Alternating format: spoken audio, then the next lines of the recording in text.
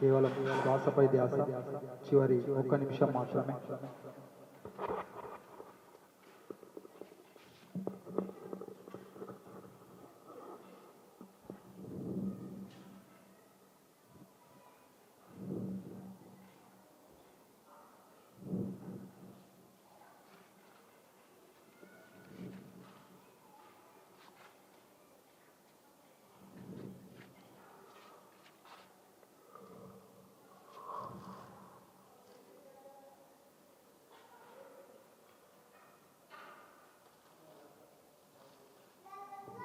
One 2 3 4 5. నిదానంగా రెండు చేతులు తీసుకొని కళ్ళపై పెట్టుకుందాం.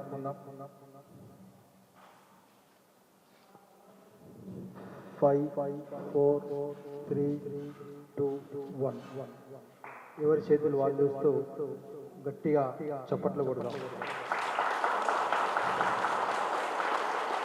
ఇంతమంది ధ్యానాన్ని మనకు అందించిన బ్రహ్మర్షి పితామహ సుభాష్ పత్రిజీ గారికి ఒకసారి గట్టిగా చప్పట్లతో ధన్యవాదాలు తెలియపరుద్దాం. నవనాథ సిద్ధేశ్వర పిరమిడ్కి కూడా ఒకసారి గట్టిగా చప్పట్లతో ధన్యవాదాలు తెలియపరుద్దాం.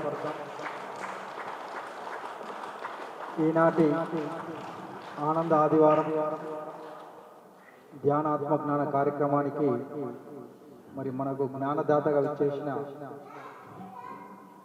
ప్రకృతి ఉమామహేష్ గారు వ్యవస్థాపకులు మరియు చైర్మన్, PWF గ్లోబల్ రచయిత, గ్లోబల్ స్పిరిచువల్ స్పీకర్, వారికి కూడా ఒకసారి గట్టిగా చప్పట్లతో ధన్యవాదాలు తెలియపడతాం. పత్రిజీ గారితో మరి అనేకమైన సంవత్సరాల పాటు వారితో ఉంటూ మరి ప్రకృతితో మమేకమై ప్రకృతిని ఇంటి పేరుగా మరి ప్రకృతి మహేష్గా వారు ఉమా మహేష్గా అనేకమైనటువంటి కార్యక్రమాలు నిర్వహిస్తూ మరి భిన్నంగా ఆలోచించు మరి ఒక రచయితగా మరి ఎన్నో కొటేషన్ల ద్వారా పుస్తకాల ద్వారా మరి ఎందరో మందిని ధ్యాన మైలుగా తీర్చిదిద్దిన వారికి మరొక మారు గట్టిగా చప్పట్లతో ధన్యవాదాలు తెలియపరుచుకున్నాం. మరి ఈనాడు మరి ఇంత చక్కని కార్యక్రమాన్ని మనం నిర్వహిస్తూ ఉంటే మరి చంద్రుడికో నూలుపోగు మాదిరిగా గంగోని సాయి కుమార్ మరియు మానస దంపతులు వారి పిల్లలు ఋషికేష్ జాహ్నవి గారు ఒకసారి లేచినవాడు లింగాపూర్ గ్రామము నవిపేట్ మండలం. మరి వారు భర్త దుబాయ్లో ఉంటారు. మన కార్యక్రమాలను చూసి మన ఫ్లయర్లను చూసి వారు మంత్రముగ్ధులై మరి ఇంత చక్కని కార్యక్రమానికి వారు నేటికి మనకు అన్నప్రసాదాన్ని అందిస్తూ ఉన్నారు. మరి వారి కుటుంబ సభ్యులందరికీ కూడా మనం ఒకసారి గట్టిగా చప్పట్లతో ధన్యవాదాలు తెలియపడతాం. మరి ఈనాటి కార్యక్రమాన్ని మనం ప్రారంభించుకునే ముందు మన సిద్ధేశ్వర పిరమిడ్ చైర్మన్ తిరుమల గంగారాం గారిని వేదికపైకి రావాల్సిందిగా ఆహ్వానిస్తూ మరి అదేవిధంగా బోధన్ ట్రస్ట్ చైర్మన్ నల్ల గంగారెడ్డి గారు, సిద్ధేశ్వర పిరమిడ్ సెక్రటరీ శేఖర్ రెడ్డి గారు, అదేవిధంగా మనకు ప్రధాన సలహాదారులుగా ఉన్న బొడ్డు దయానంద్ గారిని, మామిడి లక్ష్మారెడ్డి గారిని, అదేవిధంగా అంకాపూర్ గంగారెడ్డి గారిని వేదికపైకి రావాల్సిందిగా వినపడట్లేదు.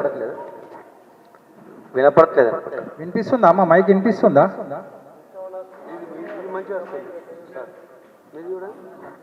అవునా? అంటే అది కూడా క్వశ్చన్లు అడగడానికి ఉండాల్సి వస్తుంది.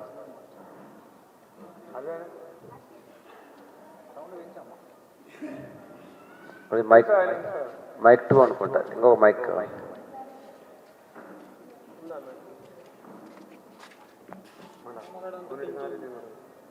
కోనేటి గంగారెడ్డి గారు అంకాపూర్ గారిని కూడా వేదికపైకి రావాల్సిందిగా గంగారెడ్డి గారు లాస్ట్ది మన లాస్ట్ వినిపిస్తుందా అందరికి? ఓకే.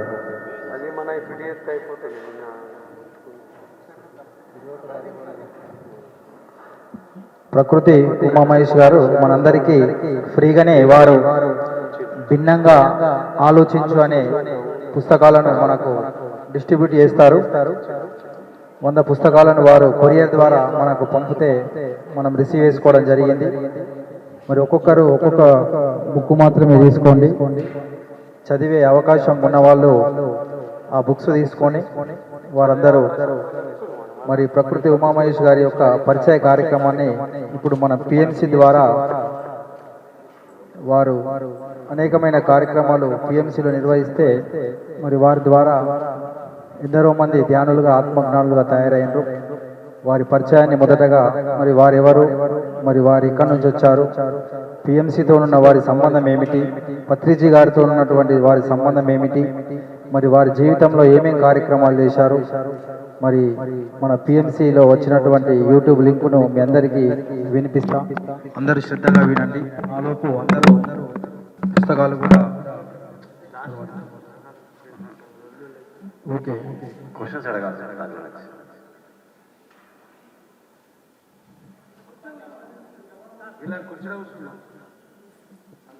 కింద ఉన్న వాళ్ళందరూ కుర్చీలో కూర్చోండి అమ్మా.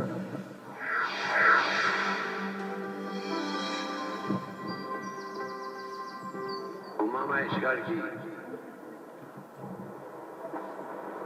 మనందరం గట్టిగా చెప్పలు కొట్టాలి. Great master. ఎన్ని ఊర్లు తిరిగి ఎంతమందికి ధ్యానం నేర్పించాడో లెక్కే లేదు. Is a perfectly enlightened master. ఆయన ఒక నిరంతర విద్యార్థి. ఆయన ఒక అలుపెరుగని శ్రమశాలి. ఆధ్యాత్మిక ఉద్యమంలో విప్లవకారుడు. పత్రిజీ ప్రారంభించిన ఆధ్యాత్మిక సామ్రాజ్యంలో అసలైన సైనికుడు. ఎంతో మందికి ధ్యానదాత, మరికొంతమందికి జ్ఞానదాత, అందరికీ స్ఫూర్తి ప్రదాత. ఆయన చేసిన కృషి, చేసిన సేవ, అందించిన జ్ఞానంలో ఆయనకు ఆయనే సాటి. 27 సంవత్సరాలుగా పత్రిజీ ఆశయాలను నెరవేర్చడం కోసం విశ్రాంతి లేకుండా పనిచేస్తున్న ఆధ్యాత్మిక శ్రామికుడు, ఆత్మజ్ఞాని, తత్వవేత్త, తనని తాను నిరంతరం మలుచుకుంటున్న శిల్పి, పిరమిడ్ సొసైటీ కోసం సర్వశక్తులను ధారపోసిన గొప్ప సేవకుడు, అన్నింటికీ మించి అసలు సిసలైన గ్రేట్ పిరమిడ్ మాస్టర్ ఆయనే శ్రీ ప్రకృతి ఉమామహేష్ గారు. ఆయన జీవిత విశేషాలను మీ ముందు ఆవిష్కరిస్తోంది ది పిఎంసి ట్రస్ట్. ఉమామహేష్ గారి జీవిత అనుభవాలను తెలుసుకుని ఆధ్యాత్మిక స్ఫూర్తిని పొందుదాం.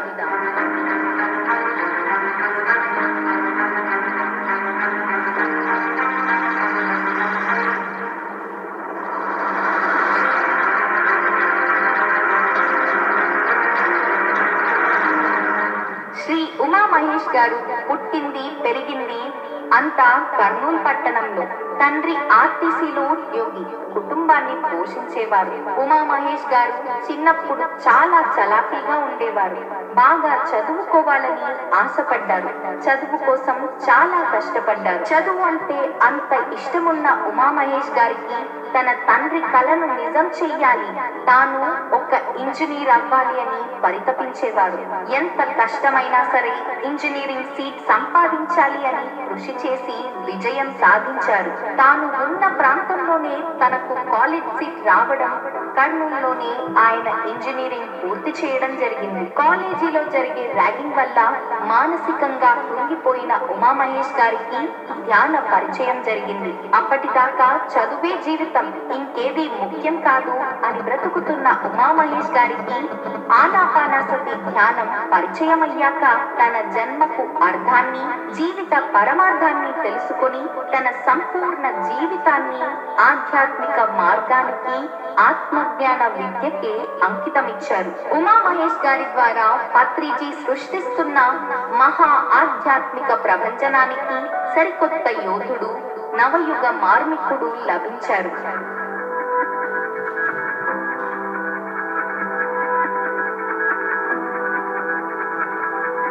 అలా ధ్యాన సాధనతో, సరికొత్త జ్ఞాన సముపార్జనతో, అద్భుతమైన స్థితిలో, అలౌకిక అనుభవాలతో, ఆత్మజ్ఞాన పారవస్యంలో తనను తాను మరిచి తనను తాను సరికొత్తగా ఆవిష్కరించుకున్నారు. ఈ క్రమంలో ఎంతో ఇష్టమైన చదువు పైనకి దృష్టి మళ్ళింది. తన జీవిత ప్రణాళికకు ఆయన చెయ్యవలసిన కార్యాలకు ఆయన్ని సిద్ధం చేయడం కోసం ఉమామహేష్ గారిని సరైన దిశానిర్దేశం చేశారు ఆయనకు చదువు చెప్పిన లెక్చరర్స్. అందులో ముఖ్యంగా వర్మ గారి ద్వారా ఉమామహేష్ గారు ఆయన ఇంజనీరింగ్ ను పూర్తి చేయగలిగారు. అంతేకాదు వర్మ గారి వల్ల ఉమామహేష్ గారు తాను చదువుకున్న కాలేజీలోనే లెక్చరర్ గా జాయిన్ అయ్యారు. అక్కడి నుండి ఆయన లెక్చరర్ వృత్తిని కొనసాగించారు. ధ్యానం దొరికింది, తనను తాను తెలుసుకున్నారు, తన జన్మకు పరమార్థాన్ని గ్రహించారు. ఇంకా ఈ జీవితం పత్రిజీ ఆశయాలను నెరవేర్చడమే అనే సత్యం అర్థమయ్యింది. ఇంకా ఏమాత్రం ఆలస్యం చేయకుండా పత్రిజీ సంకల్పాన్ని నిజం చేయడం కోసం ధ్యాన ప్రచార ప్రవాహాన్ని మొదలు పెట్టారు ఉమామహేష్ గారు. ఆయన వేగం, ఆయన ఉధృత తత్వం గ్రహించిన పత్రిజీ ఉమామహేష్ గారి స్వభావానికి సరైన పనినే అప్పచెప్పడం జరిగింది. అదే మహబూబ్ నగర్ జిల్లాను ధ్యానమయం చేయమని చెప్పడం. అగ్నికి ఆజ్యం పోసినట్టు ఉమామహేష్ గారికి విజయలక్ష్మి గారు తోడయ్యారు. వీరిద్దరి ఆధ్వర్యంలో మహబూబ్ నగర్ జిల్లా మొత్తం ధ్యానమయం, శాకాహారమయం అయ్యింది. ఉమామహేష్ గారు ఈ జిల్లాలో చేసిన ప్రచారం నా భూతో నా భవిష్యత్ అనేలా చేశారు. ఈ రోజు మహబూబ్ నగర్ జిల్లా పిరమిడ్ సొసైటీలోనే అరుదైన స్థానంలో ఉంది అంటే దానికి కారణం ఉమామహేష్ గారి. సవితా గారి పరిచయంతో తన ఆధ్యాత్మిక ప్రయాణానికి సరైన తోడు లభించింది. ఉమామహేష్ గారు ధ్యానం ద్వారా తనని తాను ఉద్ధరింపచేసుకున్న మహా సాధకుడు, ఆత్మజ్ఞాని. ఆయన ప్రపంచాన్ని ధ్యానమయం చెయ్యాలి అనే సంకల్పంతో అహర్నిశలు శ్రమిస్తున్నారు. సవితా గారు గొప్ప ఆత్మజ్ఞాని అవ్వడం వల్ల ఏ రోజు ఆవిడ నిరుత్సాహపడింది లేదు. ఉమామహేష్ గారి ప్రణాళికలో భాగంగా తన ధ్యాన ప్రచార సేవలను మరింత విస్తృతం చేయడం కోసం సాఫ్ట్వేర్ ఉద్యోగంలోకి ప్రవేశించారు. ఆ తర్వాత ఉమామహేష్ గారు, సవితా గారు ఇద్దరూ కలిసి ఉత్తర భారతదేశమంతా విస్తృతంగా ధ్యాన ప్రచారం చేశారు. పత్రిజీ ఆదేశించిన కార్యాన్ని సాధించడం కోసం దంపతులిద్దరూ ఎంతో కృషి చేసి ఈ రోజు ఉత్తర భారతదేశంలో జరుగుతున్న ధ్యాన ప్రచార ఉద్యమంలో తమ వంతు పాత్రను పోషించారు. ఎన్నో కార్యక్రమాలను తన భుజాలపై నడిపించాడు ఉమామహేష్ గారు. అందులో ముఖ్యంగా ఓంకారేశ్వర అష్టాదశ పిరమిడ్ కేంద్రానికి పనిచేయడం, ధ్యాన మహాచక్రాలలో వాలంటీర్స్ ని తయారు చేయడం, కర్నూలు జగన్నాథ గట్టుపై పిరమిడ్ నిర్మాణం, ఇలా ఎన్నో ధ్యాన ప్రశిక్షణ మరియు ఆధ్యాత్మిక కార్యక్రమాలను నిర్వహించడం జరిగింది. తన జీవిత ప్రణాళిక తెలుసుకున్న వ్యక్తి ఎలా ఉంటాడో, ఎలా చేస్తాడో, ఏం చేస్తాడో చూడాలంటే ఉమామహేష్ గారి జీవితాన్ని పరిశీలిస్తే తెలుస్తుంది. తన సాధనతో ఎన్నో అద్భుతమైన ఆధ్యాత్మిక స్థితులను చూసిన ఆయన తాను సంపాదించిన ఆత్మజ్ఞానాన్ని 27 సంవత్సరాలుగా అలుపెరగకుండా అందిస్తూనే ఉన్నారు. తన అంతరంగం నుండి పెళ్ళుబికి వస్తున్న ఆధ్యాత్మిక జ్ఞానాన్ని సూక్ష్మంగా, సూటిగా కొటేషన్స్ రూపంలో విశేషంగా అందరికీ అందించారు. జూమ్ క్లాసెస్ ద్వారా, పిఎంసి ద్వారా తన ప్రజ్ఞను అందరికీ అందించడం జరిగింది. అంతేకాదు ప్రపంచానికి ఆధ్యాత్మిక జ్ఞానం అందాలి అనే ఉద్దేశంతో అందరికీ అర్థమయ్యేలా, అందరూ ఇష్టపడేలా, అందరి కోసం తన 27 సంవత్సరాల అనుభవాన్ని రంగరించి ఒక అద్భుతమైన పుస్తకానికి రూపాన్ని ఇచ్చారు ఉమామహేష్ గారు.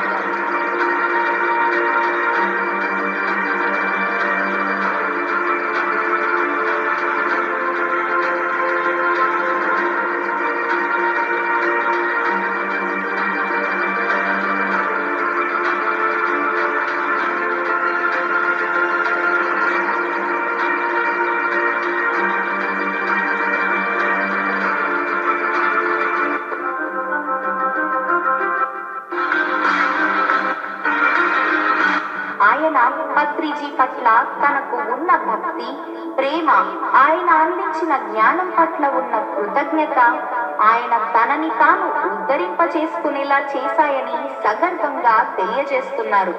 2018లో ప్రకృతి విజ్డమ్ ఫౌండేషన్ గ్లోబల్ సంస్థను స్థాపించిన ఆయన అమెరికా నుంచి భారతదేశానికి పర్యటన కోసం వచ్చి ధ్యాన ప్రచారంలో భాగంగా దేశవ్యాప్తంగా భౌతికంగా తరగతులు, ఆన్లైన్ తరగతులను నిర్వహిస్తున్నారు. అలాగే తన ఈ ధ్యాన ప్రచారంలో భాగంగా భిన్నంగా ఆలోచించు, నేనింతే అనే గ్రంథాలను రాసి తెలుగు, ఇంగ్లీష్, కన్నడ, హిందీ భాషల్లోకి అనువదించారు. అలాగే పిరమిడ్ మెడిటేషన్ ఛానల్లో భిన్నంగా ఆలోచించు అనే అంశంపై 150 ఎపిసోడ్లను పూర్తి చేయడమే కాకుండా ప్రకృతి ఉమా మహేష్ యూట్యూబ్ ఛానల్ ను ప్రారంభించి వందలాది వీడియోలను, వేలాది కొటేషన్స్ ను రాయడం జరిగింది. ఆయన సేవలను గుర్తించిన పత్రిజీ మహాశయులు ఆయనకు 2004లో జరిగిన ధ్యాన మహాయజ్ఞంలో ధ్యాన విద్వన్మణి పురస్కారాన్ని ప్రదానం చేయడం జరిగింది. 2007లో L&T ఇన్ఫోటెక్ సంస్థ ఆయనను గురు సమ్మాన్ పురస్కారంతో గౌరవించింది. 2019లో ఇండియన్ బుక్ ఆఫ్ రికార్డ్స్ సంస్థ ఆయనకు ఇండియన్ ఎక్సలెన్సీ అవార్డును ప్రదానం చేసింది. ఇలా అనేక ప్రతిష్టాత్మక పురస్కారాలందుకున్న ఉమా మహేష్ గారిని ఎన్లైటన్మెంట్ బుద్ధ మాస్టర్ గా పత్రిజీ మహాశయులు కొనియాడడం విశేషం. ప్రస్తుతం అమెరికాలో ఉద్యోగం చేసుకుంటూ అమెరికా అంతటా ధ్యాన ప్రచార కార్యక్రమాలు నిర్వహిస్తున్న ప్రకృతి ఉమా మహేష్ గారి సేవలు ప్రశంసనీయం, స్ఫూర్తిదాయకం. My dear friends, I am very happy to be associated with our senior most master, Sri Uma Mahesh. I am very happy that a big leap in his work is going to happen. He is our senior most master. More than 20 years he has been working 24/7. Abundant, confident, enlightened, let there be the great interdependence and togetherness, harmony, peace through the process of meditation, through the process of mindfulness, through the method of middle path. I wish you everything, Swamiji. Thank you, sir. Please go ahead and change the whole world. Help the whole world. Sure. Thank you. ఆయన చేసిన కృషికి ఎన్ని కృతజ్ఞతలు తెలిపినా తక్కువే. అందుకే పత్రిజీకి కూడా Uma Mahesh guarantee ఎనలేని అభిమానం. ఖచ్చితంగా పిరమిడ్ సొసైటీ ఆయన చేసిన, అందించిన సేవలను గుర్తుపెట్టుకుని వాటి నుండి స్ఫూర్తిని భవిష్యత్ తరాలకు అందిస్తుంది. ఉమా మహేష్ గారు, మీరు చేసిన కృషి యావత్ ప్రపంచానికి స్ఫూర్తి. ఉమా మహేష్ గారి జీవిత విశేషాలను తెలుసుకొని అందరిలో ఆధ్యాత్మిక జిజ్ఞాసను, ఆత్మజ్ఞాన జ్వాలలను వెలిగించుకుందాం. జయ హో PSSM, జయ హో పత్రిజీ.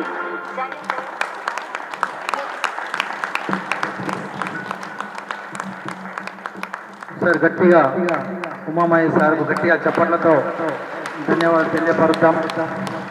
మరెంతో చక్కని కార్యక్రమాల ద్వారా వారి రచనలతో మరి మహబూబ్ నగర్ జిల్లాలో మరి అద్భుతమైనటువంటి పిరమిడ్ల నిర్మాణంలో కీలకమైనటువంటి పాత్రను పోషించి మరి ప్రపంచవ్యాప్తంగా, విశ్వవ్యాప్తంగా పత్రిజీ గారి యొక్క ధ్యాన శాకార పిరమిడ్ జగత్తును ఇంకా విశ్వమయం చేయాలన్న ఏకైక లక్ష్యంతో మరి అలుపెరుగని పోరాటం చేస్తూ మరి మనం పిలవగానే ఈరోజు మన నవనాథ సిద్ధేశ్వర పిరమిడ్ ధ్యాన మందిరంలో జరుగుతున్న ఈ కార్యక్రమానికి విచ్చేసిన ప్రకృతి ఉమామహేష్ గారికి మరొక్క మారు మన గట్టిగా చప్పట్లతో ధన్యవాదాలు తెలియపరుస్తూ వారిని స్వాగతిస్తూ మరి వారికి 2 నెలల క్రితమే ఫోన్ చేయడం జరిగింది.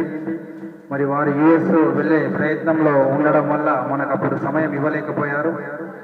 మరి మొన్ననే మనం 28, 29, 30 3 రోజుల పాటు శ్రావణ్ కన్వెన్షన్లో జరిగిన పత్రిజీ ధ్యాన మహాయజ్ఞ కార్యక్రమానికి ఒక 30 నిమిషాల పాటు వారు మనకు సమయాన్ని కేటాయించి వచ్చారు.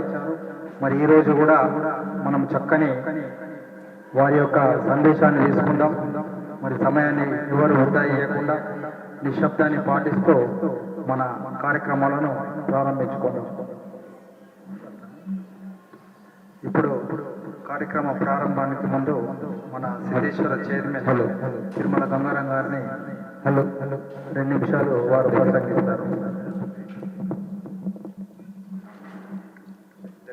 ముందుగా మన కలయిక మాస్టర్లందరి కలయికకు గురువు గారైన బ్రహ్మర్షి పితామహ పత్రిజీ గారికి మరియు స్వర్ణమాలమ్మకు ధన్యవాదాలు తెలుపుకుంటూ, సిద్ధేశ్వర మహాపిరమిడ్ కళలు కన్నా రోజులు ఇవి. ఇటువంటి మంచి మంచి మాస్టర్స్ మనకు రావడం, మంచి మంచి క్లాసెస్ చెప్పడం మన అదృష్టం. ఎంతో కష్టపడి ఇష్టపడి ఫౌండేషన్ నుంచి లాస్ట్ ఈ టీమ్స్ వరకు సాయం చేసిన మాస్టర్లందరికీ శ్రీ నవనాథ సిద్ధేశ్వర పిరమిడ్ ట్రస్ట్ తరఫున, మాస్టర్ల తరఫున ధన్యవాదాలు తెలుపుకుంటూ, ఎవరైతే డబ్బులున్నాయో, ఎవరైతే డబ్బులు లేవో అని భేదం లేకుండా ఈ యొక్క ధ్యానం మనం చేస్తూ మనకు అందిన జ్ఞానాన్ని, మనకు అందిన ఈ అమృతాన్ని నలుగురికి పంచుతూ ఉన్నటువంటి వారే మన పిరమిడ్ మాస్టర్స్. కావున ప్రతి ఒక్కరూ ఈ యొక్క జ్ఞానాన్ని, ధ్యానాన్ని అందరికీ మనకు ఏదైతే ఇటువంటి సిద్ధేశ్వర మహాపిరమిడ్ మన జిల్లాకు ఈ సిద్ధేశ్వర గుట్టపై రావడం మన అదృష్టం, మనందరి అదృష్టం. కావున ఈ యొక్క ధ్యానం గురించి చెప్పి, ధ్యాన మందిరం గురించి చెప్పాలని కోరుకుంటూ, ఉమామహేశ్వర సార్ ఏదైతే ఉన్నారో సార్తోని 25 సంవత్సరాల జర్నీ.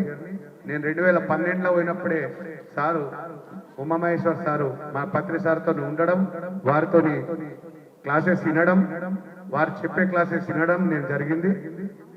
సారు పత్రి సారు ఈ యొక్క ఉమామహేశ్వర్ మీద చాలా హోప్స్ పెట్టుకుంటే, ఆ యొక్క ఓంకార్ ఈశ్వర్ ఏదైతే కడతాల నుంచి 20-30 కిలోమీటర్ల దూరంలో తన సాయశక్తుల ప్రయత్నం చేసి అక్కడ ఓంకారేశ్వర పిరమిడ్ ని కంప్లీట్ చేయడం జరిగింది. ఇప్పుడు సార్ మాటల్లో మంచి క్లాస్ వింటూ, చదువచ్చిన వాళ్ళు ఆ బుక్స్ ఇస్తారు కనుక చదువు రాని వాళ్ళు తీసుకోకండి. ఎందుకంటే లాస్ట్ లా ఆ సార్ ఆ బుక్ లో ఉన్న మీరు చదువు ఉన్న క్వశ్చన్స్ చదివితే దానికి ఆన్సర్ చెప్తాడు అన్నట్లు, ఏదో వచ్చిందని చెప్పేసి అందరు తీసుకోకుండా చదువు వచ్చిన వాళ్ళకి అక్కడ మా వెన్నోళ్ళు వస్తారు, చదువు వచ్చిన వాళ్ళకి ఇవ్వాలమ్మా.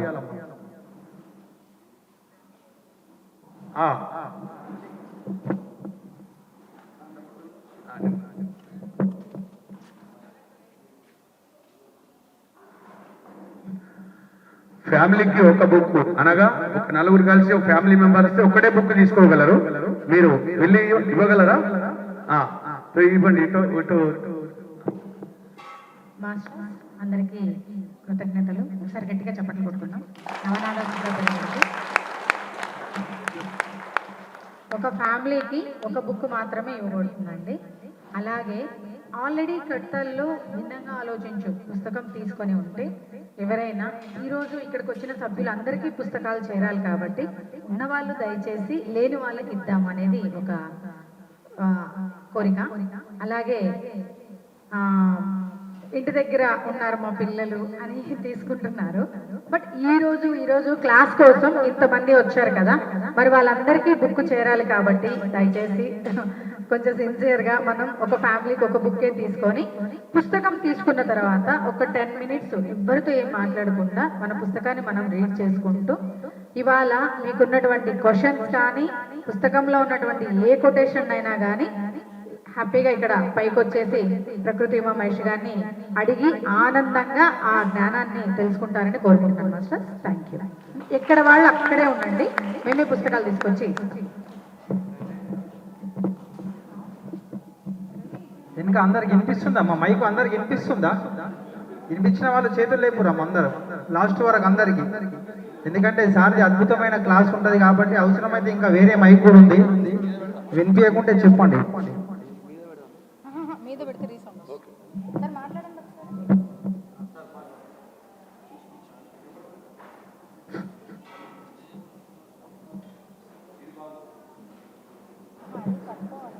సార్ ఇది బాగుంది, ఒక్క నిమిషం. సో ఇంట్రెస్ట్ గా సార్ క్లాస్ ఇందామని కోరుకుంటూ, ఎవరు కూడా పిల్లలు ఉంటే మటుకు బయటకి తీసుకెళ్ళగలరు. పిల్లలు ఉంటే డిస్టర్బెన్స్ వాళ్ళకి తెలియదు కనుక డిస్టర్బెన్స్ చేస్తారు. పిల్లలు బయట తీసుకెళ్ళండి. Thank you. No problem. Okay okay.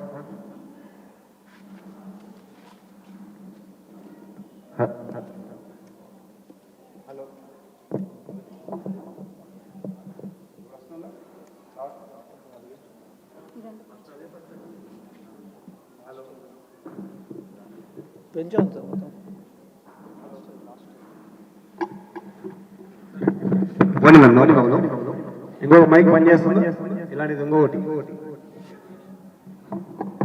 పని చేస్తుందండి. Okay okay. మీరు బుక్స్ డిస్ట్రిబ్యూట్ చేయండి. పుస్తకం లేని వాళ్ళంతా పుస్తకం తీసుకోవాలి. చదువు వచ్చిన వారు. సో ఇప్పుడు దాని మీద మనం క్వశ్చన్ ఆన్సర్ క్లాస్ జరుగుతుంది.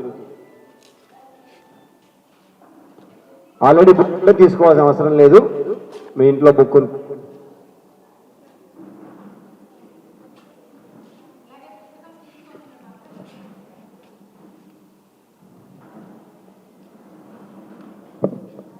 తీసుకున్న వెంటనే చైర్స్ ఖాళీ ఉన్నాయి, డైరెక్ట్ గా ఏదో ఒక పేజీలోకి వెళ్ళి చదవడం మొదలు పెట్టండి. డైరెక్ట్ గా ఏదో ఒక పేజీలోకి వెళ్ళిపోయి స్టార్టింగ్ నుంచి చదవాలి అని ఏం లేదు. 15 నిమిషాలు అందరు చదవాలి పుస్తకాన్ని. మీకు నచ్చిన పేజీకి డైరెక్ట్ గా వెళ్ళిపోయి చదువుతూ ఉండాలి. దానిపైన మనం ఇప్పుడంతా ఈరోజంతా డిస్కషన్ చేస్తూ ఉంటాం. ఎవరైతే యాక్టివ్గా మేము క్వశ్చన్లు అడగగలుగుతాం అనుకుంటారో వారు ముందుకు రావచ్చు. ఈ రోజంతా పుస్తకం పైన మరియు general day to day life పైన క్వశ్చన్ ఆన్సర్ డిస్కషన్ ఉంటుంది. సో పుస్తకం తీసుకున్నవారు ఆర్ పుస్తకం లేని వారైనా సరే, బుక్స్ తీసుకున్నారంటే ఏదో క్వశ్చన్ అడగాల కంపల్సరీ. వాళ్ళే తీసుకోండి, ఎందుకంటే చదివి అది ఏదో తీసుకొని దగ్గర పెట్టుకున్నాడు కాదు.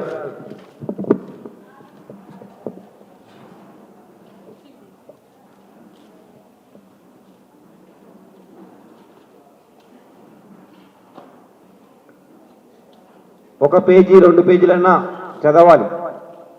పుస్తకాలు అందరికీ అందే లోపు చదివితే అందులో ఏముంది, మనం ఈరోజు ఏం మాట్లాడుకోబోతున్నాం, దేని గురించి మాట్లాడుకోబోతున్నాం, ఒక క్లారిటీ మనకు వస్తుంది.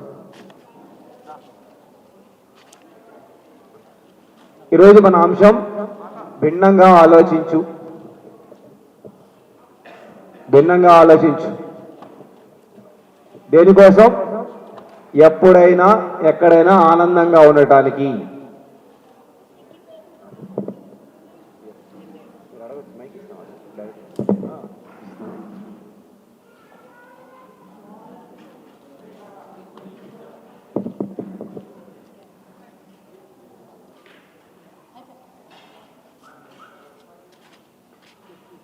ఈరోజు యాక్టివ్గా నేను కొన్ని క్వశ్చన్లు అడుగుతాను, 1 కాదు 4 అయినా 10 అయినా అడుగుతాను అనుకున్న వాళ్ళు ఇటు సైడ్కి రండి. లేచి ఇటు కొన్ని చైర్లు వేయండి.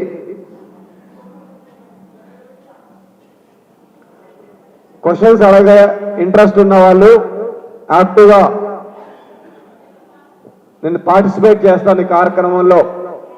నాకు ఆ పుస్తకంలోని కొటేషన్స్ నేను కొన్ని అడుగుతాను అనుకున్న వాళ్ళకి 5-6 మంది కావాలి కనీసం. వారి ద్వారానే ఈరోజు కార్యక్రమం అంతా నడుస్తుంది. క్వశ్చన్స్ అడగచ్చు, ఆర్ పుస్తకంలో మీకు నచ్చిన పేజీకి వెళ్ళి కొటేషన్ అడగచ్చు, ఆర్ ఇందులో 18 చాప్టర్లు ఉంటాయి. ఇండెక్స్ లో మీరు చూస్తే మనం చాప్టర్ వైజ్ గా డిస్కస్ చేసుకుంటూ వెళ్తాం. చాప్టర్ 1, చాప్టర్ 2, చాప్టర్ 3 అట్లా 18 చాప్టర్స్ ఉన్నాయి. 18 చాప్టర్లో ఎన్నో క్వశ్చన్స్ ఉంటాయి. ఆ క్వశ్చన్స్ మీద మనం డిస్కస్ చేస్తూ వెళ్తాం.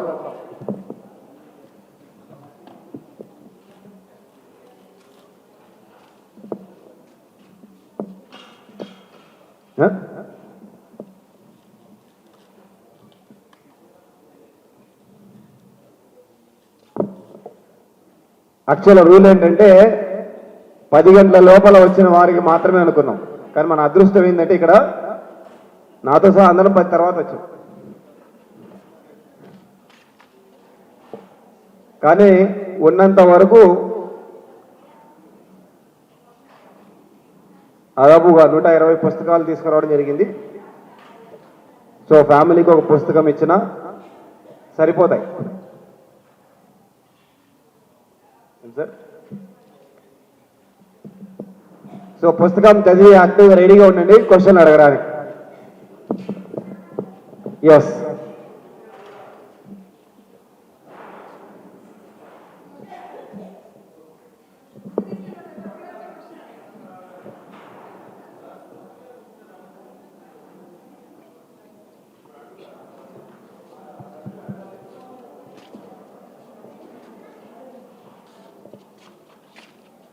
అయిపోయాయి, మొత్తం అయిపోయాయి.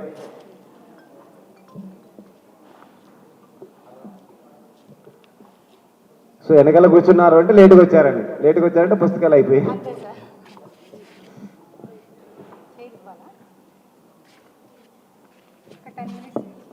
సో ఒక 10 నిమిషాలు అందరు పుస్తకాలు చదవాలి.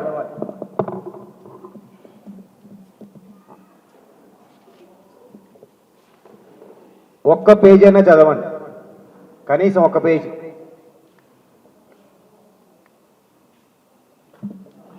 అయిపోయినాయి 120 బుక్స్ తెచ్చిన అయిపోయి.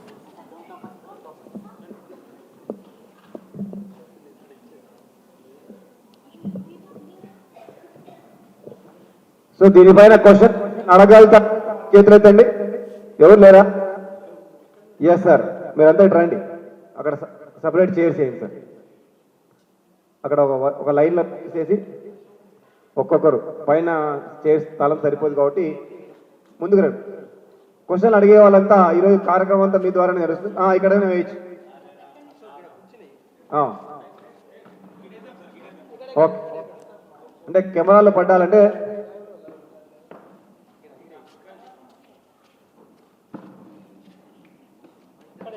ఇంకా లేడీస్ కూడా రావచ్చు ముందుకి.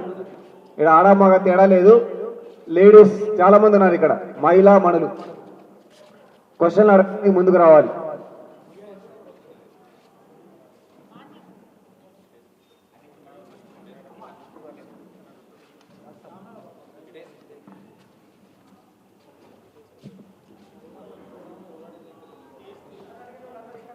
క్వశ్చన్స్ అడిగే వాళ్ళు ముందుకు రావాలి.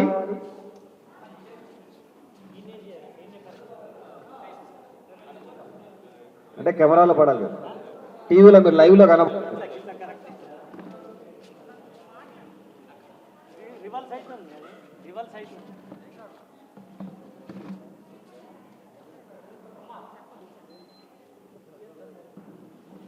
క్వశ్చన్లు అడగగలిగే వాళ్ళు లేడీస్ ఎస్పెషల్లీ. ఇంకా యువకులు లేరా ఇక్కడ? యువకులు, యూత్ కావాలి.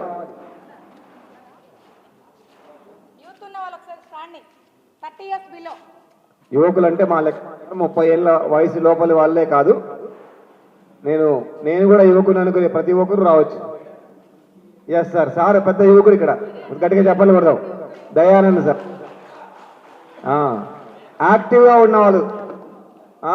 మాకు అయిపోయింది, మాకు చేత కాదు, మాకు భయం ఉంది, మాకు ధైర్యం లేదు, వాళ్ళంతా వయసు అయిపోయిన వాళ్ళు. యాక్టివ్గా ఉన్న వాళ్ళందరూ యాక్టివ్. మాకు మొహమాటం లేదు, నేను నేర్చుకోవాలనుకుంటున్నాను, నేను తెలుసుకోవాలనుకుంటున్నాను, నేను డెవలప్ అవ్వాలనుకుంటున్నాను, నేను ఇంకా ముందుకు వెళ్ళాలనుకుంటున్నాను, ఇంకా ఎన్నో విషయాలు నాకు తెలియాల్సి ఉంది, ఇంకా ఎంతో జీవితం ఉంది అనుకునే వాళ్ళందరూ యువకులే.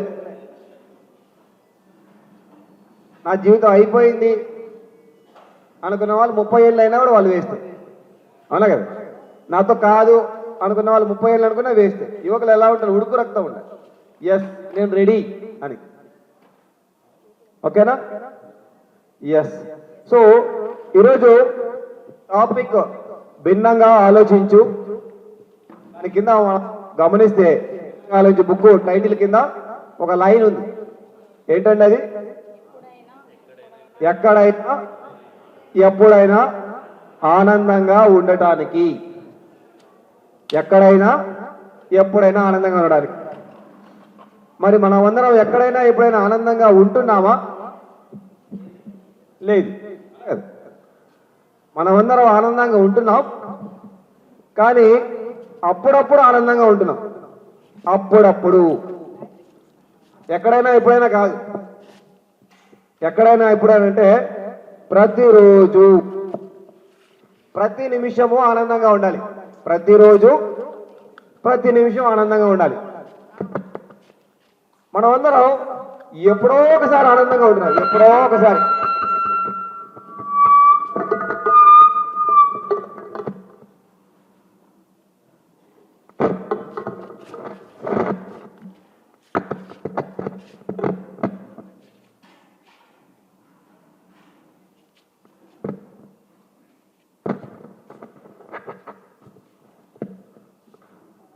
వినబడుతుందా? Right.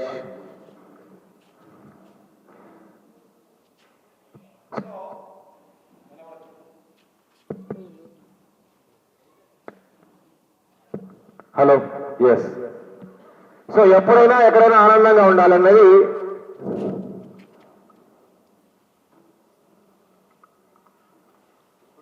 Yes sir, thank you.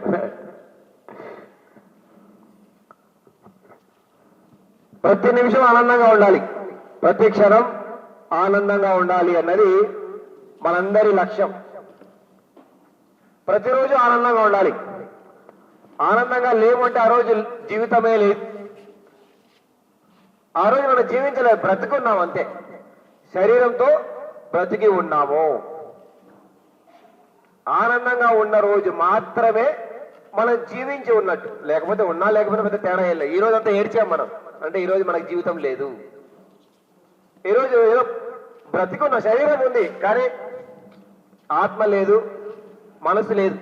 మనసు గతి ఇంతే అని పడుకుంటూ ఉన్నాం. మనసు ఉన్న మనిషికి బ్రతుకు లేదండి. మరి ఈ ఆనందంగా ఎప్పుడైనా ఎక్కడైనా ఉండాలంటే ఏం చేయాలి అన్నది ఈరోజు అంతా క్లాస్, ఈరోజు మన డిస్కషన్. నేను ప్రతిరోజు ఈ రోజు నుంచి ప్రతిరోజు ఆనందంగా ఉండాలనుకుంటున్నాను. ఉండడానికి నా వంతు ప్రయత్నం నేను ఏదైనా చేస్తాను, నా కోసం నేను అనే వాళ్ళకి చేతులెత్తండి. ఈ రోజు నుంచి ప్రతిరోజు నేను ఆనందంగా ఉండాలనుకుంటున్నాను, ప్రతి నిమిషం ఆనందంగా ఉండాలనుకుంటున్నాను, ప్రతి క్షణం ఆనందంగా ఉండాలి. దానికోసం నేను ఏమి చేయాలో అదంతా నేను చేస్తాను.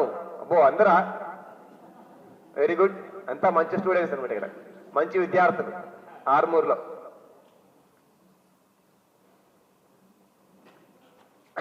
మరి ఆనందంగా ఉండాలి అనే నిర్ణయం అందరూ తీసేసుకున్నారా?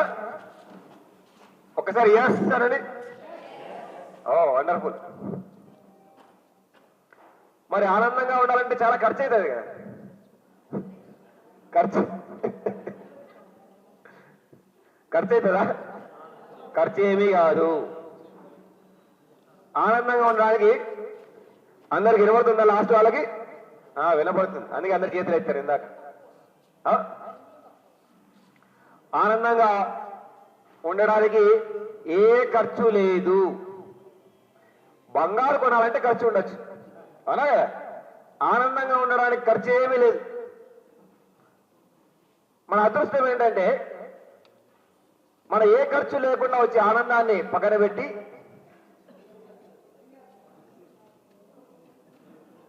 ఖర్చుతో వచ్చే ఆనందాన్ని ఎత్తుకోవడం మొదలుపెట్టాం.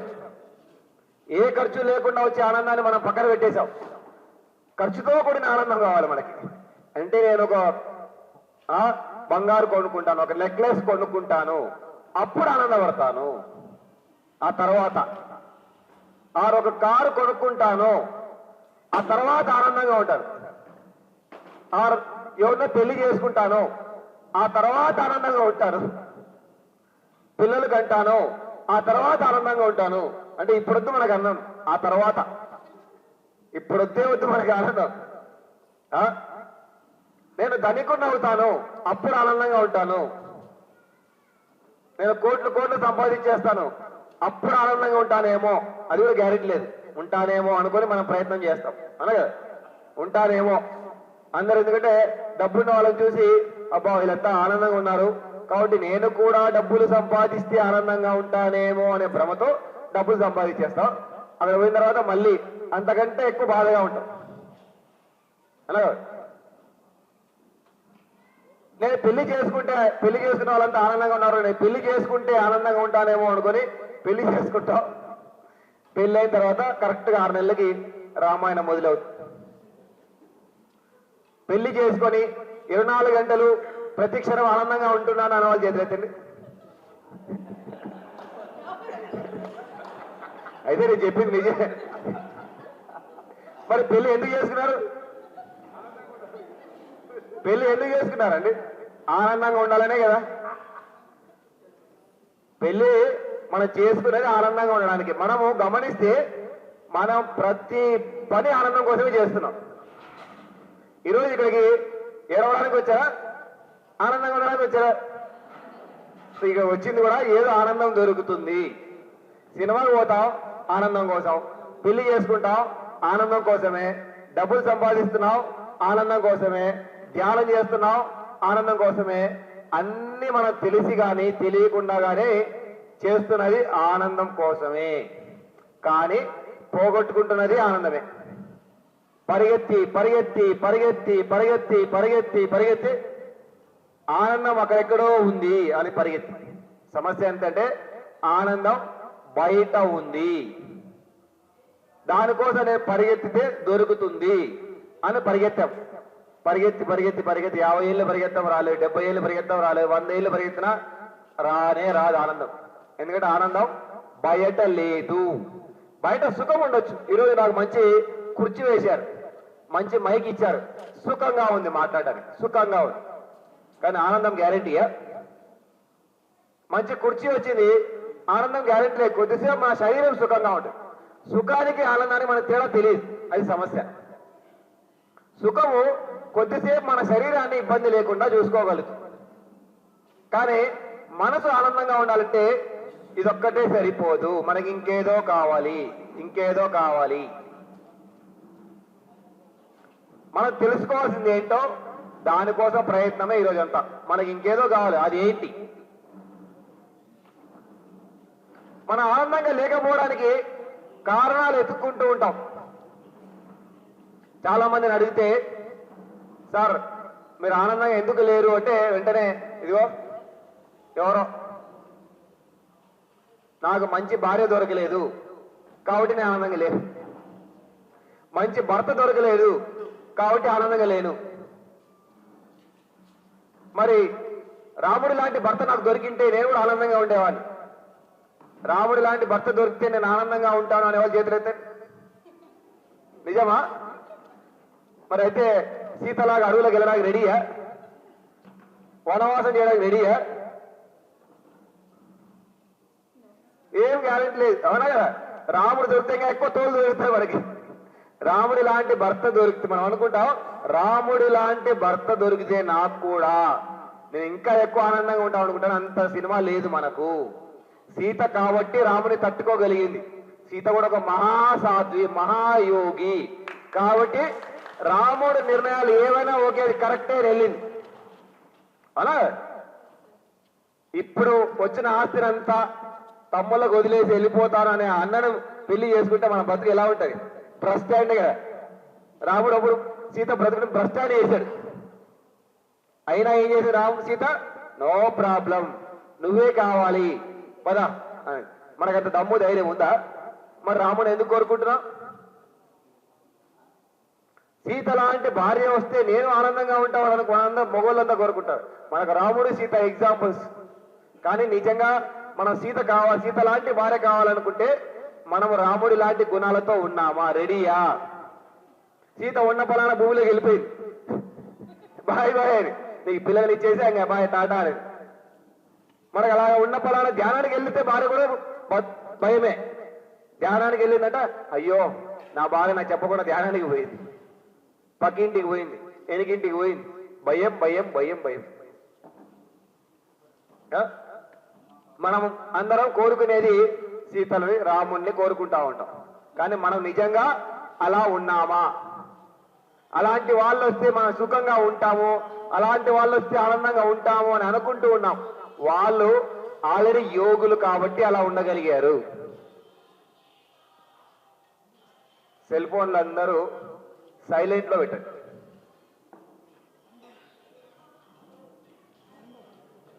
సెల్ ఫోన్స్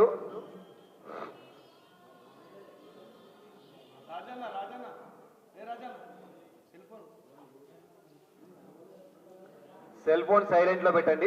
అందరూ ఇప్పుడే ఓపెన్ చేసి, ఎవరిదైనా సెల్ ఫోన్ మోగితే అది మాదే, అది మాదే.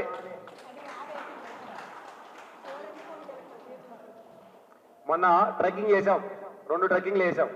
2 ట్రెక్కింగ్ లో ఎంటర్ అవుతూనే ఫస్ట్ సెల్ ఫోన్ లాగేసుకున్నాం. నెక్స్ట్ టైం నుంచి అలా చేయాలి. సెల్ ఫోన్ లాగేసుకొని మళ్ళీ 2వ రోజుల తర్వాత ఇంటికి వెళ్ళినప్పుడు ఇచ్చాం. ఈ ప్రపంచంలో అత్యంత ఇప్పుడు ఉన్నాం ఏకైక డైవర్షన్ సెల్ ఫోనే. ఇప్పుడు అంతకుముందు చెల్లా పెళ్ళామా అనే సినిమా తీసామంటగా, అవునా కదా? ఇప్పుడు సెల్లా పెళ్ళామా అని తీయాలి. సెల్లు కావాలా పెళ్ళం కావాలని సెల్లునే కోరుకుంటాం మనం, పెళ్ళం వద్దు. అప్పుడు చెల్లి పెళ్ళాం, ఇప్పుడు చెల్లి వద్దు పెళ్ళాం వద్దు, 2 వద్దు. సెల్లు ఉంటే చాలు. నేను నా సెల్లు ఫస్ట్ లేస్తూనే చూసే ముఖం ఏంటి? సెల్లు. టాయిలెట్ లో చూసే ముఖం ఏంటి? సెల్లు. బాత్రూమ్ లో చూసే ముఖం ఏంటి? సెల్లు. రోడ్డు మీద చూసే ముఖం ఏంటి? సెల్లు. అదొక్క దాని నుంచి మనం ఇప్పుడు భావబంధాల నుంచి బయటపడే అవసరం లేదు. సెల్లు నుంచి బయటపడితే మోక్షం వచ్చేసినట్టే. పూర్వకాలంలో యోగులు అంతా చాలా కష్టపడి బంధాల నుంచి, భావబంధాల నుంచి బయటికి రండి అనే కాన్సెప్ట్ పెట్టారు. ఇప్పుడు అట్లా కాదు. సెల్లు నుంచి మనం బయటకు వచ్చామంటే మన జీవితం చాలా బతికిపోయినట్టే. సెల్ అనే బంధం నుంచి కొద్దిసేపు మనం బయటకు వద్దాం, లేకపోతే లాక్కోబడును. మొహమాటం లేకుండా మోగితే లాక్కోబడు, జాగ్రత్త. సో ఆనందంగా ఉండాలని అనుకుంటున్నాం, కానీ మనకు ఆనందం లేకపోవడానికి కారణం ఎవరో అనుకుంటున్నాం. నిజంగా ఆనందంగా ఉండాలి అనుకుంటే ముందుగా నా బాధలకు కారణం ఇంకొకరు అనే మాట మానేయాలి. మొట్టమొదటిగా మనం నేర్చుకోవాల్సిన జ్ఞానం ఏంటంటే, ఈరోజు అందరు చేతులు ఎత్తారు కదా, అందరు చేతులు ఎత్తారు కదా, నేను ఆనందంగా ఉండడానికి ప్రయత్నం చేస్తాను ఈ రోజు నుంచి అని. వారందరికీ నా విజ్ఞప్తి, మొదటి విజ్ఞప్తి ఏంటంటే, నిజంగా ఆనందంగా ఉండాలనుకుంటే, ఆ విషయం డిసైడ్ అయ్యి ఉంటే దేనికి రెడీగా ఉండాలి? ఇలా నా ఆనందం లేకపోవడానికి కారణం ఇంకొకరు, వాళ్ళు తప్పు చేశారు కాబట్టి అది నిజము. నిజమే ఉండొచ్చు, మనమంతా నిజాలను చూస్తున్నాం కదా, నిజమే కానీ సత్యము కాదు. చాలా డిఫరెన్స్ ఉంది, అవునా కదా? చాలా డిఫరెన్స్ ఉంది. రాముడు అడవులోకి వెళ్ళాడు, నిజము. దానివల్ల సీత కష్టాలు పడింది, నిజము. కానీ ఆమె ఆనందంగానే వెళ్ళింది, ఆనందంగానే వెళ్ళింది. మరి రాముడు కష్టపెట్టాడా? లేదే, లేదు కదా. కైకేయి మోసం చేసింది, తల్లి, సొంత తల్లి మోసం చేసింది, అది నిజము. కానీ మరి రాముడు బాధపడ్డాడా? మా అమ్మ కంటే నాకు ఆస్తులు ఇంపార్టెంట్ కాదు, రాజ్యం ఇంపార్టెంట్ కాదు అని వెళ్ళిపోయాడు, అది సత్యము. మనమంతా నిజాలను పట్టుకుంటున్నాం, రాముడిచ్చిన సత్యాలను పట్టుకుంటే మనం ఆనందంగా ఉంటాం. మనకంతా నిజాలు కావాలి. ఎవరు తప్పు చేశారు? నా తప్పేమీ లేదు. కైకేయి తప్పు, అమ్మ తప్పు, నాన్న తప్పు, తమ్ముడు తప్పు, అక్క తప్పు, వాళ్ళ తప్పు, వీళ్ళ తప్పు, వాళ్ళ మీద వీళ్ళ మీద ఏలెత్తి చూపించుకుంటూ ఏడ్చుకుంటూ మనం బ్రతుకుతున్నాం. ఏ రోజు వరకైతే తప్పు తప్పు తప్పు తప్పు అనుకుంటూ మనం మాట్లాడుతూనే ఉంటామో ఆ రోజు వరకు మన బ్రతుకులో ఆనందానికి గ్యారంటీ లేదు. ఉంటుంది అప్పుడప్పుడు ఆనందం, అప్పుడప్పుడు ఎప్పుడో ఒకసారి ఆనందం ఉంటుంది. పండగ వచ్చింది, ఈరోజు ఆనందంగా ఉండాలి అనుకుని ఆనందంగా ఉంటాం. పండగ రోజు ఆనందంగా ఉండేవాళ్ళు చేతులెత్తండి. పండగ రోజు ఆనందంగా ఉండేవాళ్ళు. ఏం పండగ రోజు కూడా మీకు ఆనందం లేదా? భయపడుతున్నా. పండగ రోజు ఆనందంగా ఉంటాము అని డిసైడ్ అయిపోయి ఈ రోజు ఒక్కరోజైనా ఉగాది అయితే ఇంకా జాగ్రత్తగా ఆనందంగా ఉంటాం, అనా కదా? ఉగాది సంవత్సరం మొదటి రోజు, జనవరి 1వ తేదీ మొదటి రోజు ఆనందంగా లేకపోతే మొత్తం సంవత్సరం అంతా బాధగానే ఉంటాం అని అతి జాగ్రత్తగా ఉండి ఆ జాగ్రత్త ప్రతిరోజు తీసుకోవచ్చు కదా, ఆ జాగ్రత్త రోజు తీసుకోవచ్చు కదా. ఎవరన్నా వద్దన్నారేంటి?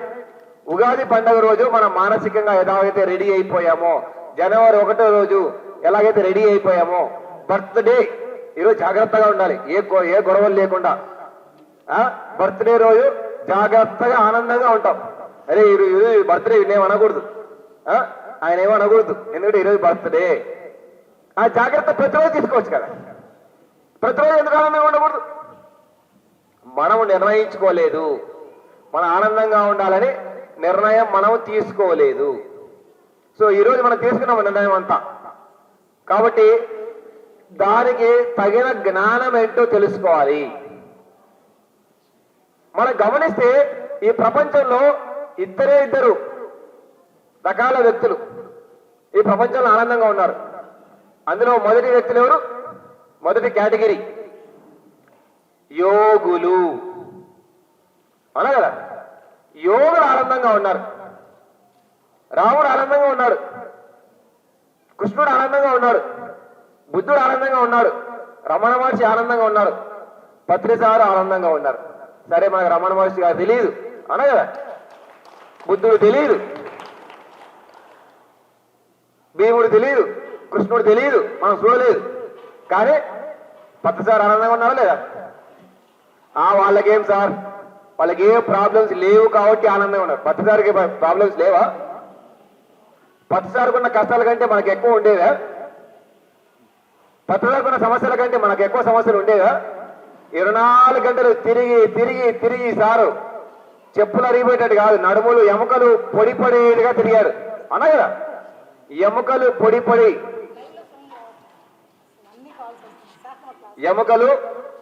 అయ్యే విధంగా తిరిగారు సార్. అయినా ఆనందంగానే తిరిగారు,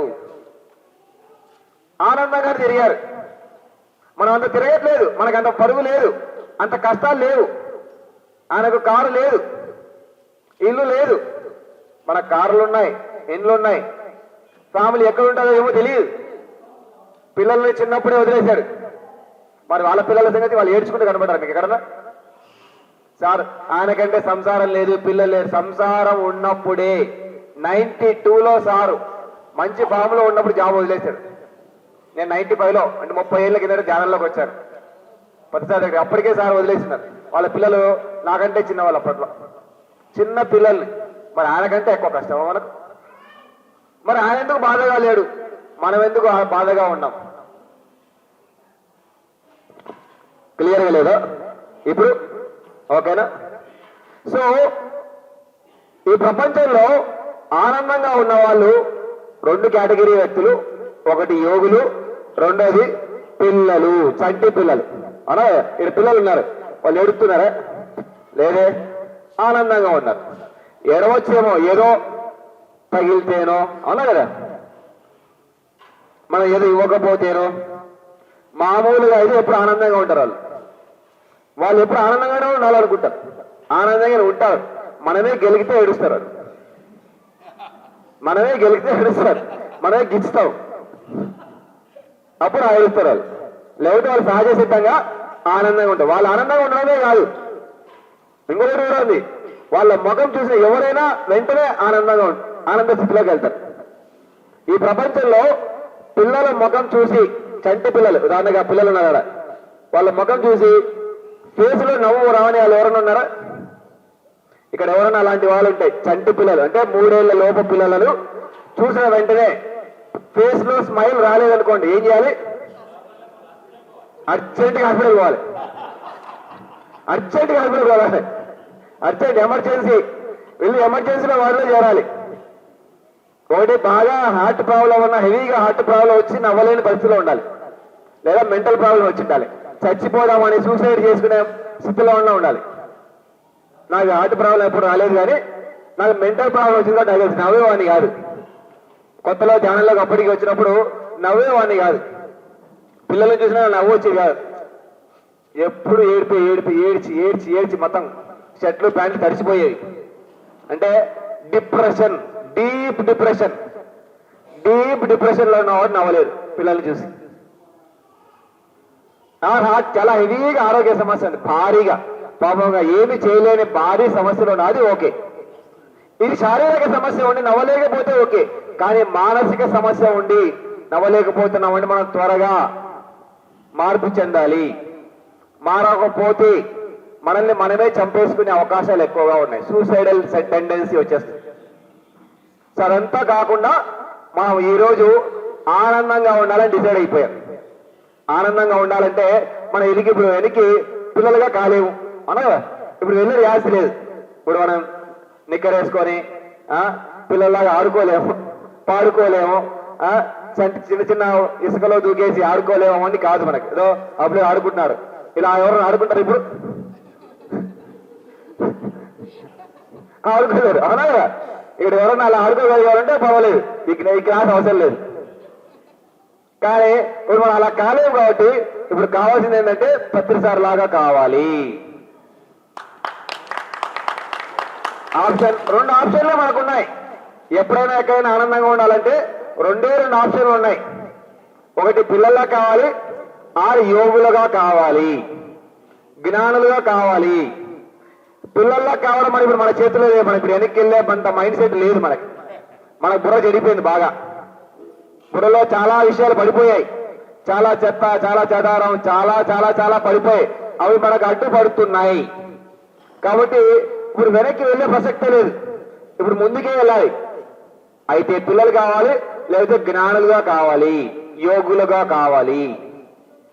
సో భిన్నంగా ఆలోచించు అంటే నా మీనింగ్ ఏంటంటే ఎప్పుడైనా ఎక్కడైనా ఆనందంగా ఉండడానికి ఒక యోగిలాగా ఆలోచించు, అప్పుడే ఆనందంగా ఉండగలుగుతావు. పిల్లల్లాగా ఆలోచించలేం, పిల్లలకు ఆలోచనలే ఉండవు. వాళ్ళు ఏం ఆలోచించారు పావం, అలా ఏరేస్తుంటే అలా దుంకే, వాళ్ళు ఆలోచించి దుంకట్లే అలా కదా. మనకి ఏది కావాలని ఆలోచన కావాలి, ఆ సరైన ఆలోచనలు కావాలి. దాంట్లో ఎప్పుడైనా ఎక్కడైనా ఆనందంగా ఉండడానికి సరైన ఆలోచన విధానము అని పెట్టుకున్నాం. ఈ ప్రపంచంలో ఒకే ఒక కేటగిరీ ఆఫ్ వ్యక్తులు, ఆ యోగులు మాత్రమే సరిగ్గా ఆలోచించారు. మిగతా వాళ్ళంతా సరికాని దిశలోనే ఉన్నారు.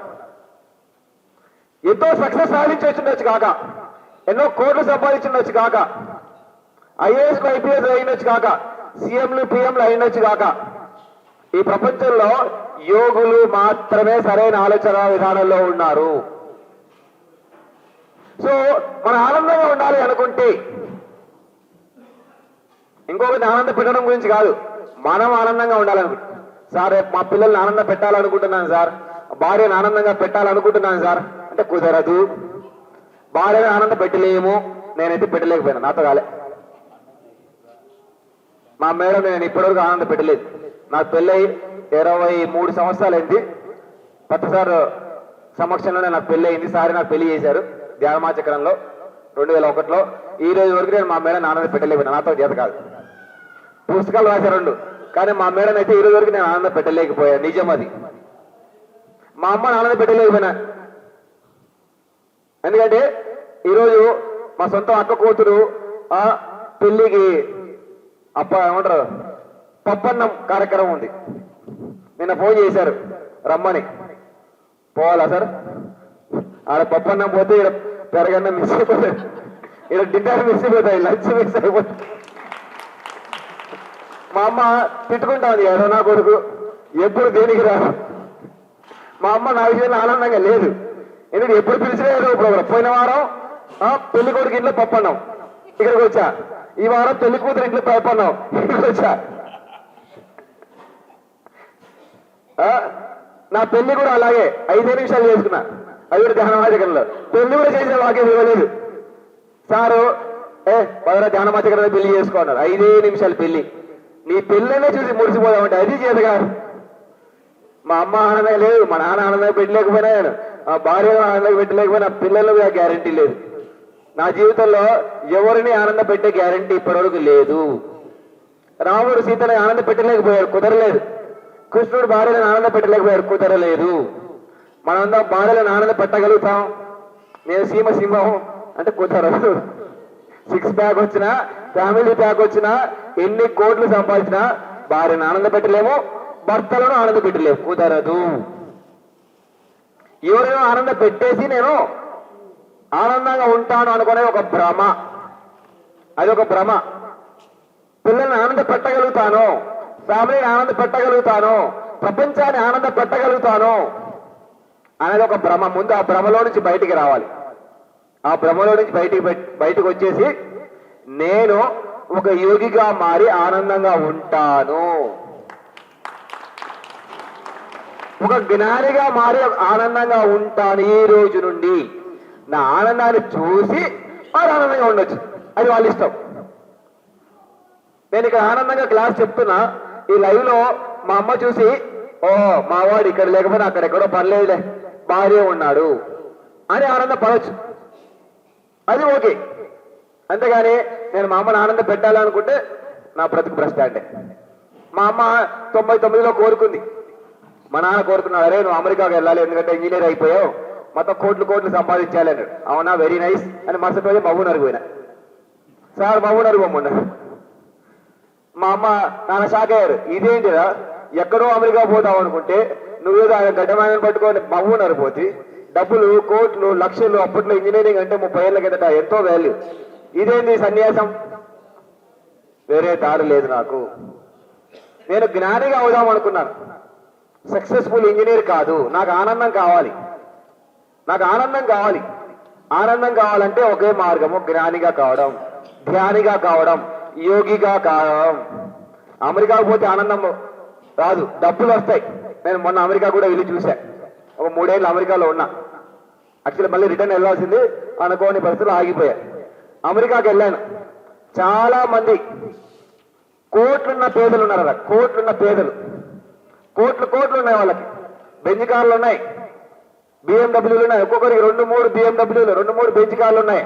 అయినా బయటికి ఎంత అంత మకానికి పోసుకోవడానికి అన్నీ ఉన్నాయి, బంగ్లాలు ఉన్నాయి, 1 కాదు 5 బెడ్రూమ్లు ఉన్నాయి, 1 కాదు 2-3 ఫ్లోర్లు ఉన్నాయి, పెద్ద పెద్ద కాంప్లెక్స్లు ఉన్నాయి. అయినా రాత్రి డిప్రెషన్. సార్ మా బతుకు ఎప్పుడు బాగుపడుతుంది సార్?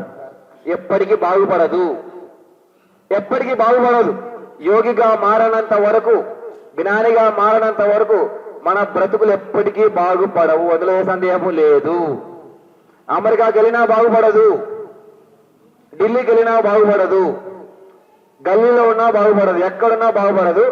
మనం బాగుపడాలంటే ఒకే ఒక దారి, మనం యోగులను ఫాలో కావాలి, యోగులను ఫాలో కావాలి. ఒక వివేకానందుని ఫాలో కావాలి. వివేకానంద అమెరికాకి వెళ్ళాలి, ఏడ్చుకుంటూ వెళ్ళాడా? వివేకానందుడికి చెప్పులు కూడా లేవు, ఒక ఏదో పైన వేసుకునే గోచి ఏదో ఉండింది, జోలా ఉండింది. ఆడపోయి ఇట్లా నిలబడుకున్నాడు, 5 నిమిషాలు టైం ఇవ్వండి, బాధగా నిలబడుకున్నాడు. లేదు, అమెరికాకు వివేకానందుడు వెళ్ళాడు, ఆనందంగా వెళ్ళాడు, ఆనందంగా వచ్చాడు. రామకృష్ణ అక్కడే ఉన్నాడు, ఆనందంగా ఉన్నాడు లేదా?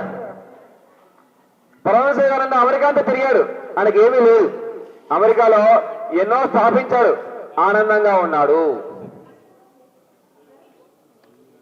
రమణ మహర్షి దగ్గర ఇంతే గోచి ఉండింది, ఇంత గోచి తెలుసు కదా రమణ మహర్షి దగ్గర.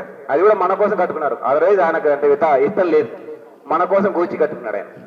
లేకపోతే అది లేకపోయినా వినబడుతుందా? అందరికి క్లియర్గా వినబడుతుంది కదా? అర్థం అవ్వడం లేదా?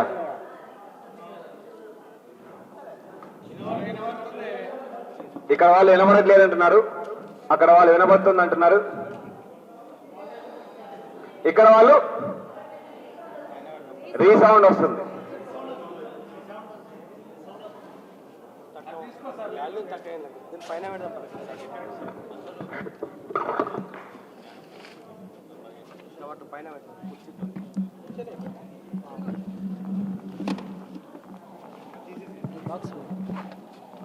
హలో, ఇప్పుడు వినబడుతుందా?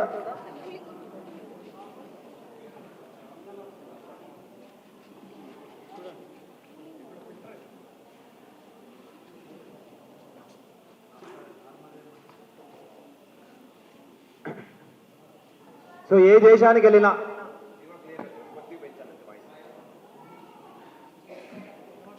వినపడుతుందా? లేదు.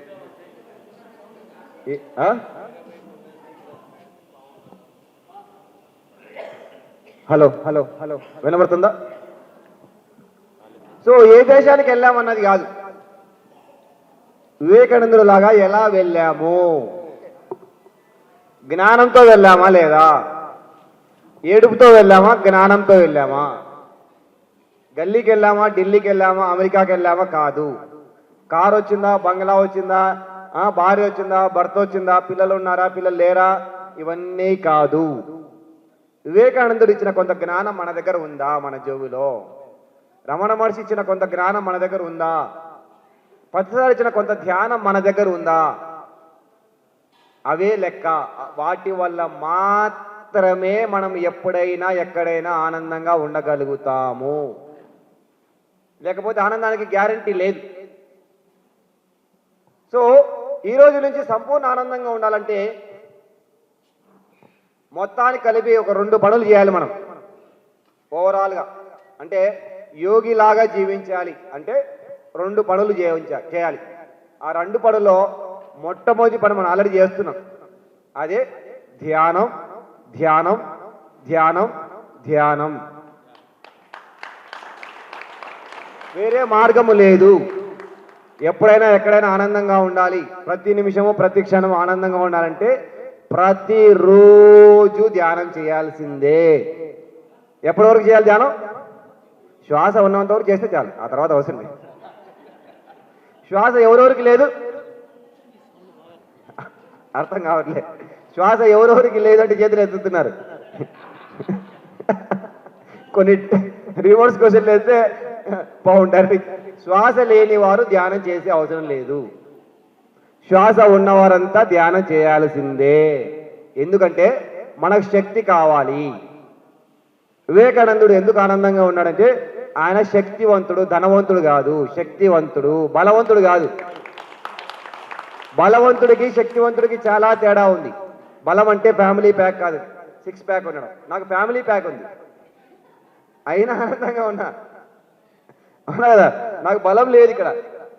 అంతకుముందు నాకు బలం ఉండేది. ధ్యానానికి రాకముందు నేను చాలా బలంగా ఉండేవాడిని. సీమలో వేసి కొట్టేవాడిని. కొడితే ఎట్లే పగలాల్సిందే. కిందేసి కొట్టేసేవాడిని, తన్నేసేవాడిని. ఆ తర్వాత వదిలేసా. ధ్యానంలోకి వచ్చి నా బలాన్ని నేను పక్కన పెట్టేశాను. నాకు ఇప్పుడు గొడవలే లేవు, కొట్లాటలే లేవు, కొట్లాడే అవసరమే లేకుండా పోయింది. ఎందుకంటే నాకు ఇప్పుడు శక్తి వచ్చింది. అప్పుడు నాకు గొడవలు ఉండేవి. నాకు బలం కావాలి కాబట్టి జిమ్కి వెళ్ళాలి, కసరత్తు చేయాలి. ఇప్పుడు బలము కాదు, కావాల్సిన శక్తి. వివేకానందుడు ఒక యోగిగా మారడానికి ధ్యానము కారణము. మనందరం కూడా వివేకానందుడు లాగా, రాముడి లాగా, కృష్ణుడి లాగా యోగులుగా మారాలి అంటే ముందుగా ధ్యానం చేయాలి. ఎంతసేపు చేయాలి? కనీసం 2 గంటలు. కనీసం 2 గంటలు. ఎవరైతే 2 గంటలు చేస్తారో ప్రతిరోజు, సార్ పెళ్ళి సార్ ఈరోజు, అవునా 2 గంటలు ఎక్కువ చేయండి. ఈరోజు బర్త్డే సార్, అవునా 2 గంటలు ఎక్కువ చేయండి. ఈరోజు దసరా సార్, 2 గంటలు ఎక్కువ చేద్దాం. ఈరోజు సంక్రాంతి సార్, 2 గంటలు ఎక్కువ చేద్దాం. ఈరోజు పండగ సార్, 2 గంటలు ఎక్కువ చేద్దాం. ఈరోజు జనవరి 1 సార్, అవునా అయితే 2 గంటలు ఎక్కువ చేద్దాం. ఈరోజు ఇంట్లో ఎవరో పిల్లలు పుట్టారు సార్, అవునా పిల్లలు పుట్టిన సందర్భంగా ఏం చేయాలి? 2 గంటలు ధ్యానం ఎక్కువ చేయాలి, 2 గంటలు తగ్గించకూడదు. ఈరోజు ఎవరో పోయారు సార్ మా ఇంట్లో, మంచిది. మా నాన్న మొన్న పోయాడు. మా నాన్న రాత్రి ఒకసారి పడుకున్నాడు, పొద్దున్నే పోయాడు, పొద్దున్న లేవలేదు, అవునా వెరీ గుడ్ అని ధ్యానం చేసి 2 గంటలు ఎక్కువ ధ్యానం చేసి. ఆ తర్వాత ఒకసారి మా అక్క పోయింది, అవునా వెరీ నైస్, చాలా మంచిది, 2 గంటలు ఎక్కువ ధ్యానం చేసి. మా అక్కకి ఏం కావాలి? మనశ్శాంతి కావాలి, ఆత్మశాంతి కావాలి. ఆత్మశాంతి కావాలంటే ఏం చేయాలి? ధ్యానం చేయాలి. ఆత్మశాంతి మనం ఏడుస్తూ వస్తుందా? మా నాన్న పోయాడు, నేను ఏడ్చుకుంటున్నాను అనుకోండి, మనం ఇంకా ఎక్కువ ఏడుస్తున్నాడు. మనం ఏడుస్తున్నామని ఆయన ఏడుస్తాడు. ఆయన ఏడవకుండా ఉండాలంటే మనం ఏడవకుండా ఉండాలి. మనం ఏడవకుండా ఉండాలంటే మనం ధ్యానం చేయాలి. అంటే కూర్చొని ఏడవడం కాదు, అక్కడ రౌండ్ అప్ చేసుకొని ఏడవడం కాదు చేయాల్సింది, ధ్యానం చేయాలి. పుట్టారు ధ్యానం చేయాలి. పోయారు, ధ్యానం చేయాలి. పెళ్ళయింది, ధ్యానం చేయాలి. పెళ్ళి కాలేదు, ధ్యానం చేయాలి. దేనికైనా ముందు ధ్యానం చేయాలి, అంతేకాని ధ్యానాన్ని పక్కన పెట్టడానికి లేదు. ప్రతిరోజు నిజంగా ఆనందంగా ఉండాలంటే ప్రతిరోజు ఎప్పుడైనా ఎక్కడైనా భోజనం చేసినారా లేదా సంబంధం లేదు, ధ్యానం అయితే చేయవలసిందే. వేరే మార్గము లేదు లేదు లేదు లేదు లేదు. వేరే దారి లేదు, వేరే దారి లేదు, వేరే దిక్కు లేదు. ఎందుకంటే అన్ని చూసే ఇక్కడ మాట్లాడుతున్నారు. 30 ఏళ్ళు చూసి చూసి చూసి చూసి 30 ఏళ్లలో ఎప్పుడైనా నాకు 10,000 పుస్తకాలు చదివాను. చదివి చదివి చదివి భగవద్గీతను చదివాను, రామాయణం చదివాను, భారతం చదివాను, భాగవతం చదివాను, వివేకానందుడి పుస్తకాలు చదివాను, రమణ మహర్షి చదివాను, సాయిబాబా చదివాను. ఆల్మోస్ట్ ఈ ప్రపంచంలో చదవలసిన పుస్తకాలు అన్నీ చదివాను. అన్నిటి ద్వారా నాకు అర్థమైన విషయం ఒకటే, ముందు మనం యోగులుగా మారాలి, అప్పుడే ఆనందంగా ఉంటాం. యోగులుగా మారాలంటే ముందు ధ్యానులుగా మారాలి. ధ్యానిగా మారిన వాడికే సంతోషము, ఆనందము. ధ్యానిగా మారని వారికి ప్రతిరోజు బస్ స్టాండే, సంసారం ఒక చదరంగం.